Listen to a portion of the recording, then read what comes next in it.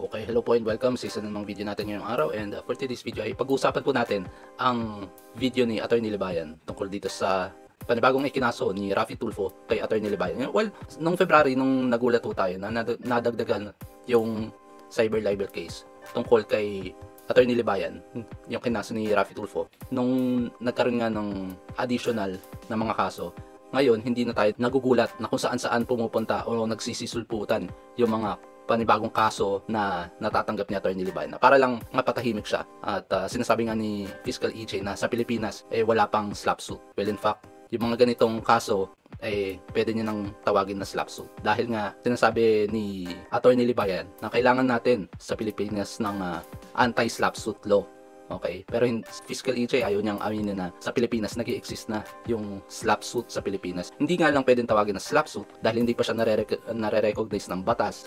Pero as of this moment, yung mga ganitong galawan ni Raffy Tulfo, slap suit po to. Okay. Well, eto, nadagdagan na naman po yung kaso ni Atty. Libayan na final ni Raffy Tulfo na nanggaling naman sa Isabela. Nakalagay dito, Collector's Edition, Raffy Tulfo, kinasuhan uli si Atty. Libayan sa Isabela ng cyber libel. Tama nga yung nabalita noon ni Vince World na kakasuhan nga daw sa iba't ibang bahagi ng Pilipinas yung mga vloggers.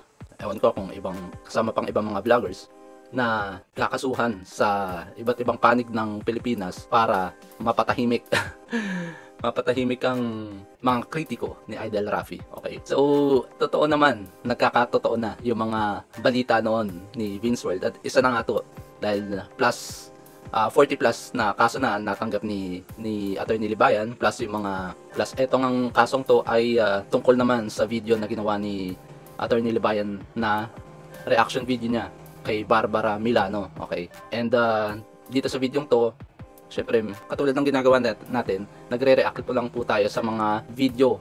Kaya nga piniplay natin yung video para ipamahagi sa inyo, mga viewers, na hindi nanggagaling sa atin yung inventong kino-content ng mga commentary videos. Okay, kino-commentan lang natin yung mga issue. And katulad dito sa nangyaring to, nag-react si Atty. Libayan doon sa videong lumabas tungkol dito kay Barbara Milano. And at the same time, at doon na nga nagkaroon ng issue si Raffy Tulfo. And yan, the first video entitled Ex din ni Raffy Tulfo, si Barbara Milano, aba matindi. As always, si Raffy Tulfo, balag sibuyas, nagalit at nagsampa ng kaso against kay Atty. Libayan. Well, sigurado hindi lang to yung huli na matatanggap ni attorney, na fortunately sa kanya na, well, sabihin ko lang fortunately, hindi unfortunately, fortunately sa kanya nangyayari to dahil abogado siya.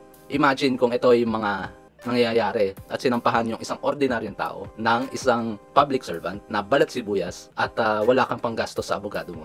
Okay, kaya ako sinabing fortunately kay attorney dahil siya ay isang abogado, hindi niya na kailangan kumuha ng isa pang abogado at hindi niya na kailangan magbayad pa ng abogado para depensahan siya kasi kaya niya nang depensahan yung sarili niya kasi abogado siya. Okay.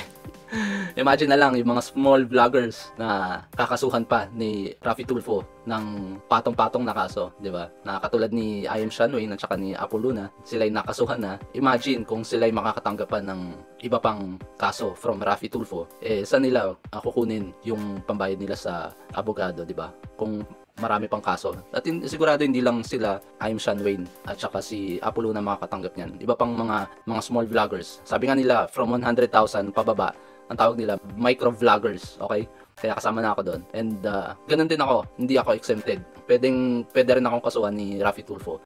Lalo na onion skin si Idol Raffy. Ito nga, pakinggan natin si attorney tungkol dito sa panibagong kaso na latest lang to, nung kahapon, March 18. Okay? Then, as predicted, no? At saka, kinote pa nga ni Raffy Tulfo dito, yung sinabi ko, na prediction ko, mga kabatas natin, doon sa ipapile niyang kaso. Because Raffy Tulfo, mga kabatas natin, is very easy to read. Also, yung mga tao sa paligid nila, they are very easy to read. Pagkatapos kong makuha, mga kabatas natin, yung sandamakmak na kaso laban sa akin, na final nila, mga kabatas natin, sa Quezon City, sa Taguig. Ngayon, mga kabatas natin, sa Kawayan, Isabela. Mamaya may babasahin tayo sa Supreme Court decision tungkol sa ganyan, mga kabats natin. Well, according to Raffy Tulfo, resident daw siya ng Kawayan, Isabela. Bahala ka sa buhay mo. Okay? Pero, tignan natin yung sinabi ng Supreme Court dyan. Mamaya. For the meantime, mga kabats natin, although linabas naman na ni Melo Yap ito, nilabas niya na yung transcript, no? Tapos, sila naman maraming beses na pinalabas nila na kakasuhan ako sa iba't ibang lugar na malalayo para ako ay ma-inconvenient, mga kabatas natin. Well, yun. Totoo nga yung sinasabi nila. It is my obligation din, mga kabatas natin, of course, to clarify to you if what they are telling you is true. Ang daming nagtatanong na sa akin, mga kabatas natin, ano? Itong kinaso niya sa akin sa Kawayan Isabela, na residente daw siya doon, mga kabatas natin, itong call doon kay Barbara Milano. Okay. So, may nababasa rin ako dito sa mga comment section na parang hindi ba to type ng forum shopping, parang ganun.